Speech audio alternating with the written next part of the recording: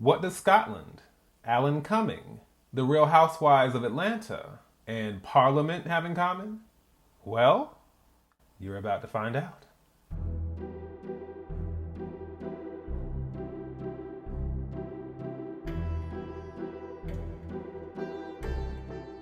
Hey everyone, this is D, Movieman, fellow cinephile, popcorn addict, and emerging film critic, coming to you with reliable recaps, reviews, and reactions.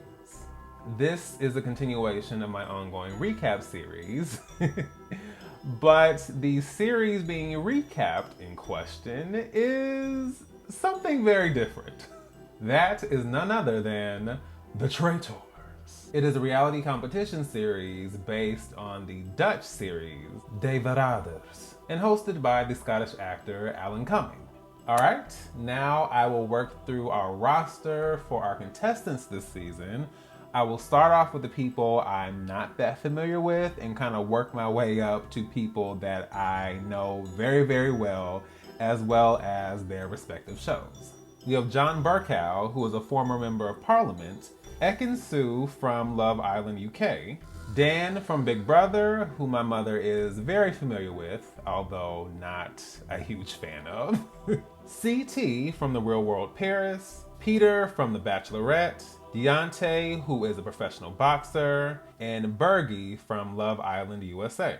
And then as far as everyone I am familiar with, we have Janelle from Big Brother, Trishelle from The Real World Las Vegas, Parvati and Sandra from Survivor, MJ from Shaws of Sunset, Tamra from The Real Housewives of Orange County, Kevin from Bling Empire, Larsa and Marcus from The Real Housewives of Miami, Maxim/Max from Dancing with the Stars, Peppermint from Drag Race, although I am most familiar with her because of Schmigadoon, Johnny Bananas from not only The Real World and The Challenge, like the other Real World contestants, but most recently, House of Villains. And then last, but certainly not least, I am absolutely familiar with Sheree and Phaedra from The Real Housewives of Atlanta.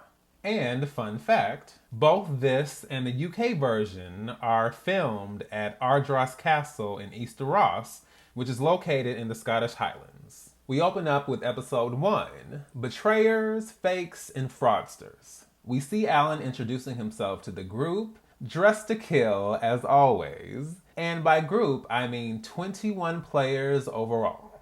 In the end, the winner of this game will walk away with $250,000. So similar to what I said about the dynamics of Mafia,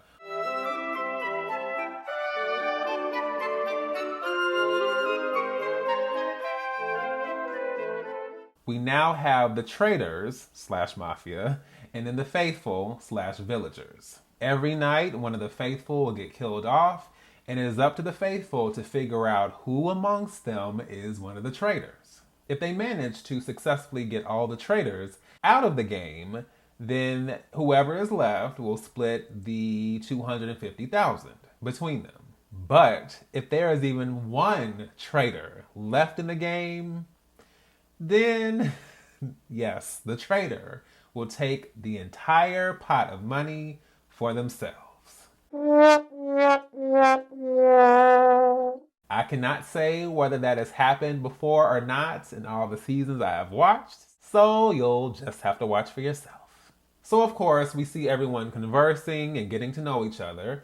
We also see everyone having these interviews with Alan, where obviously he's trying to assess who should be a traitor and who should be a faithful. So we then fast forward to the round table where everyone has to put a blindfold on, and Alan goes around and chooses his traitors by tapping them on their shoulder. And of course, if they're tapped, then that means they are the traitor. So the first choice that Alan makes is Dan. And I don't have anything to go off of. My mom wasn't happy. She was like, ugh, she is not here for Dan. I don't know that much about Dan, so I can't really say much yet. But there was someone I was really hoping was going to be one of the traitors, and that hope was fulfilled because Phaedra from The Real Housewives of Atlanta became the second traitor in the game, and I was like, I couldn't imagine a more fitting person for the role. I don't know if you guys have seen RHOA slash Real Housewives of Atlanta, but Phaedra is not only an attorney, she is also a very complicated person with a very complicated history. So I will let you make of that what you will.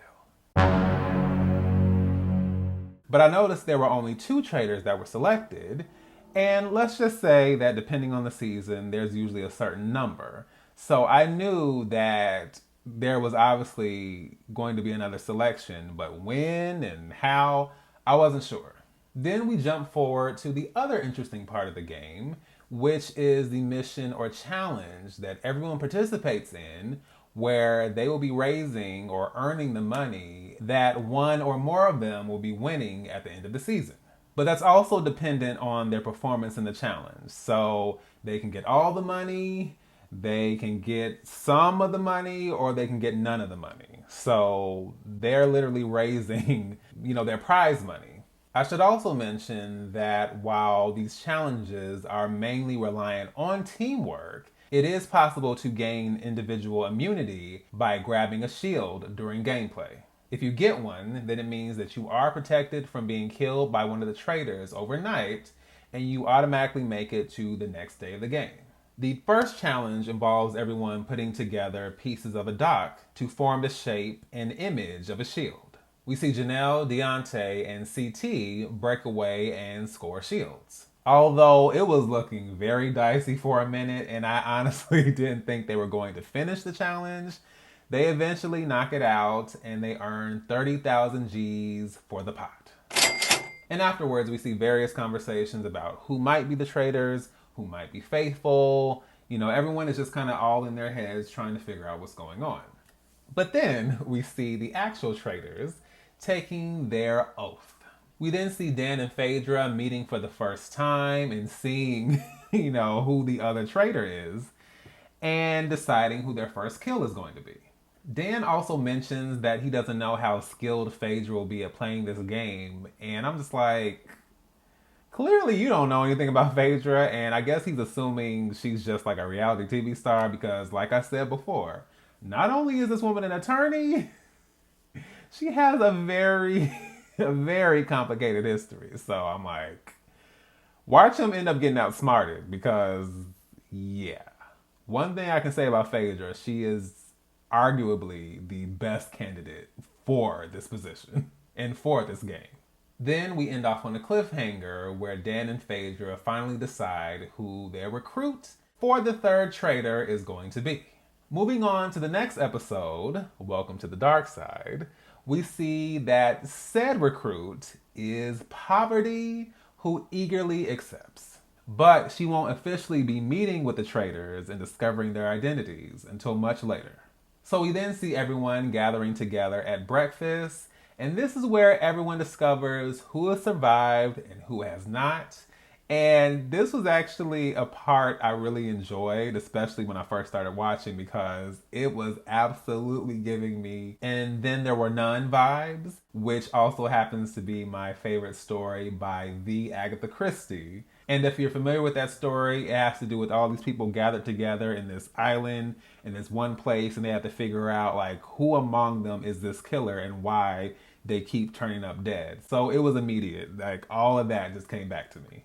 The traitor's first victim ends up being none other than Johnny Bananas, which I have to say was a shock. Johnny Bananas is not only the life of the party, but he is a huge competitor. So it is obvious that a strong message is being sent by him being taken out this early.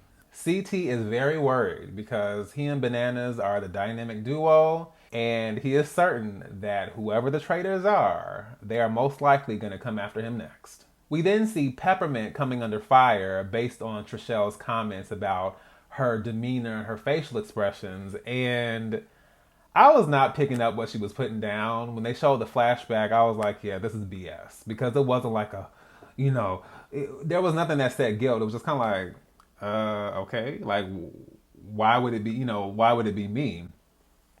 I mean, that's the easiest way to like get the game started, but I was just like, We then see for the challenge on this episode that everyone has to travel along a path answering specific questions using scarecrows to continue down the path, eventually making it to a field of gold, quote unquote, where they'll be able to either retrieve money or a shield, which is obviously going to affect the outcome of the stash. Dan eventually gets one of the shields, which helps him because it can help him paint the narrative that he feels unsafe and he doesn't want the traitors to get him, although he is in fact one of the traitors. Not a bad strategy. In the end, they collectively bank 8 gold bars, which equates to $16,000. But because of all the individual scrambling for shields, they also missed out on an additional $4,000 that they could have won. Then, jumping forward to the round table, we see that both Peppermint and John get called out for being potential traitors, but then everyone falls for the banana in the tailpipe and they decide, okay, let's just all vote out Peppermint, even though there's no real rationale and everyone's just kind of going with the same thought and idea. And I was just like, boo, lame. But then we get my favorite part of these episodes, which is when the person who has been voted out states whether they are a faithful or in fact a traitor. And naturally, Peppermint makes it clear, I'm a faithful, so see ya. And then of course, everyone does the, oh my gosh, I'm shocked. I'm like, but it's so funny because people get so invested and they're like, oh yeah, I got it. And I got you. And oh my gosh, the egg that is on their faces. Oh, it is so entertaining to me. Like I said, this show, so many different dynamics, but I have to say, I think this is easily my favorite part. We then see Deontay getting emotional because he understands, just as far as his life experience, being in a situation where everyone is against you and you're trying to defend yourself and you still get cast out anyway. So to feel like he was a part of that, it just is really getting to him. We also see Trishelle trying to backtrack and say that, she only told a couple of people and then, this person told that person and it just grew from there and I didn't know. I was like, ma'am, this is a game. Like, not just any game, like a game based on strategy, conversations, and, getting people out. So you mean to tell me by saying that, now you weren't trying to, start anything? I was like, Trishelle, no. No, ma'am. You're going to have to miss me with that one. I am so sorry. We also see Marcus make the unfortunate mistake of getting too chatty and calling out Dan and the other quiet people in the room who just seem to be skating by and purposely not, adding anything to the conversation. And I was just like, listen, I appreciate, going for the gusto, but all that talking, no. I'm pretty sure you have just sealed your fate, my friend. And that hunch proves to be 100% correct when Parvati finally meets up with Dan and Phaedra and we move into episode 3, Murder in Plain Sight.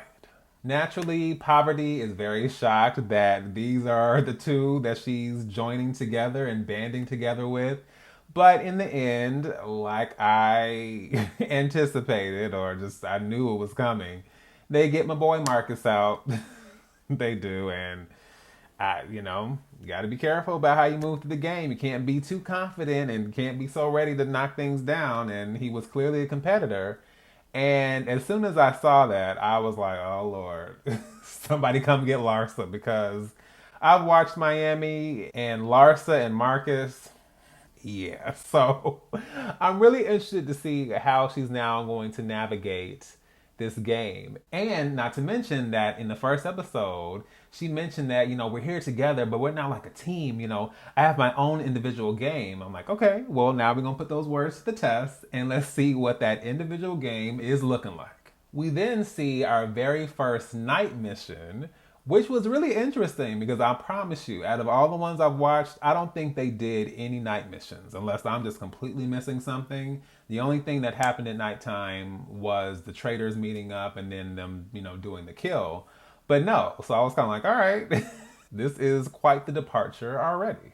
So basically, the goal is for everyone to make their way through this graveyard, which is where this is taking place, and break into the individual graveyards and mausoleums, finding tools, to do the job, bringing out the money, or, as always, if you want to find a shield and protect yourself individually, then you can also do that. But the game is also complicated by the fact that there are these searchlights. And if you get caught by one of these searchlights, you are out of the game. And with that goes your opportunity to add more money to the pot. So my general assessment of the gameplay is they sucked.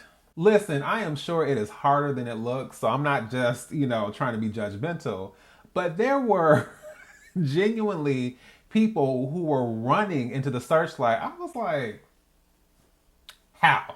I also forgot to mention that for most of these challenges, they have to do this all in a very specific time frame, which is usually around 30 minutes, and that's the same here. So once everybody kept getting out, I was like, okay, I genuinely don't think they're gonna get any money. So yeah. But then, surprise, surprise, Budgie comes out of nowhere and decides to lead everyone into battle and getting this money. And, he has figured out the strategy of the lights. This is going to be here. This is going to be here. Make your way here. Like, he wasn't playing, and he was proud of himself because he was like, look, I've never really had an opportunity to just lead like this. So yeah, but it was awesome to see because like they were getting it and they were racking up the money. And in the end, they score $19,500. And Janelle, Peter, and Tamra all get shields. Let me tell you right now, I am not here for Ekin-Su. I did not like how she handled herself this episode. And I really didn't like how she basically lied about what happened. I don't know if she just saw it differently, but I'm like, what she said was not the truth. It just wasn't. From the way she's telling everyone, it's like she was reaching for the shield, she was trying to get to it, and then Janelle just came along and just like knocked her block off and just grabbed it and ran off. And I was like, yeah, no. If you look at the flashback footage, which I pay attention to, you can see that Janelle was already reaching down. Ekin was nowhere near her. And then as Janelle is reaching in there, then Ekin comes in and is trying to grab it from her and get in there. And then Janelle was like, no, thank you so much. Get out my way. So yeah, I did not like that at all. And I did not like how she was clowning at the round table either. Just the way she was talking to Janelle and Max, I was just like, no. So yeah, sorry, but she's on the hit list. She can go. Hocus pocus, get that bitch up out of here. Now, let me be very clear. I am not a huge fan of Larsa on Miami because she is insufferable in many ways that I don't have time to get into right here.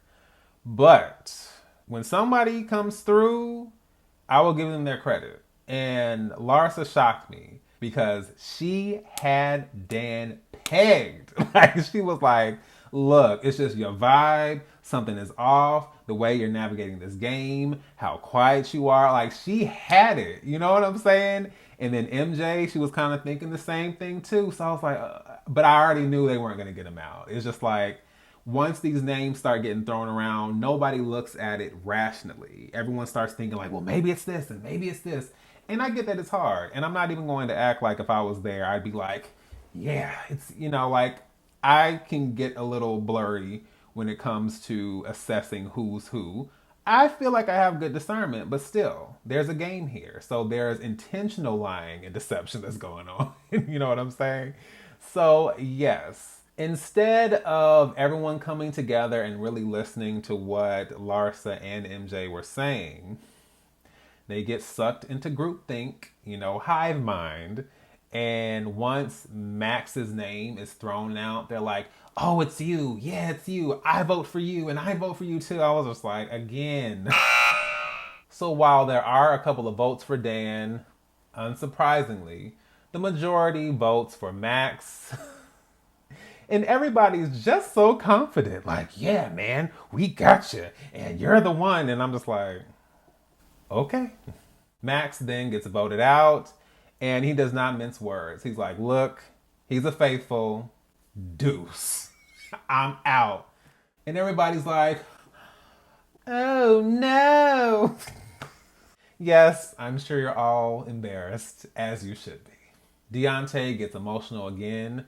I'm honestly wondering if Deontay is a Pisces, because I know that many Pisces get very emotional and take things to heart. They are the fish sign, after all.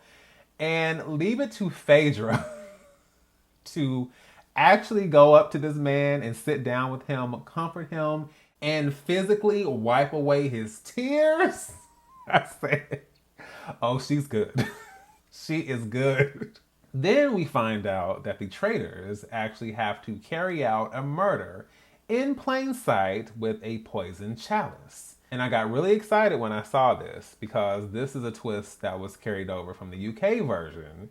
It wasn't there in season 1, so I was really excited to see how that was going to work this time around. We then see Parvati have a quick conversation with Dan, and then, you know, she makes her way over and she's trying to get the job done, but she's struggling.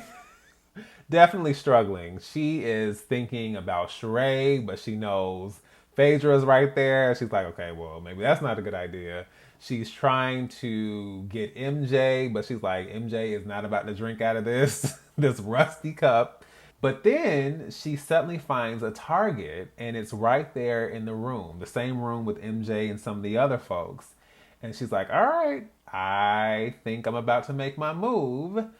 And that is where we close out the episode on a cliffhanger. Shout out to Peacock. I love Peacock because I love how they'll premiere with 3 episodes, especially when it's like a platform specific show like this. So I enjoyed it, but now I'm spoiled because I'm already ready for the next episode. So yes, I am enjoying it so far. I think it is definitely a huge improvement over the first season. Like I said, I enjoyed it, but it's a different kind of energy this time. Different kind of twist, just a lot of different things already that I'm seeing in these first 3 episodes, and so many people that I am familiar with and just am so happy to see. So yeah, I am enjoying the show. If you guys are interested, you can check it out on Peacock.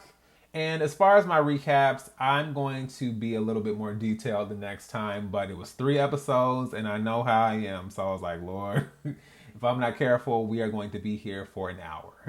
And I mean, I'm sure some of you would be fine technically watching, but I'm not about to make anybody, I'm not about to subject anybody to that personally. So yes, so this was just kind of my general thoughts, introductions, my, general feelings, just early thoughts, early conversations, early discussions, just kind of the preliminary stuff.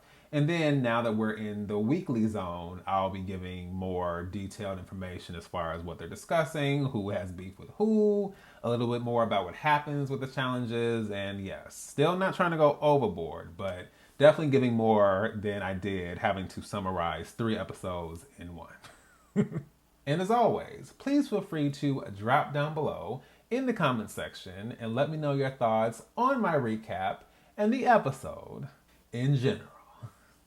So, once again, this is D, Movieman, signing off, and I'll see you with the movie.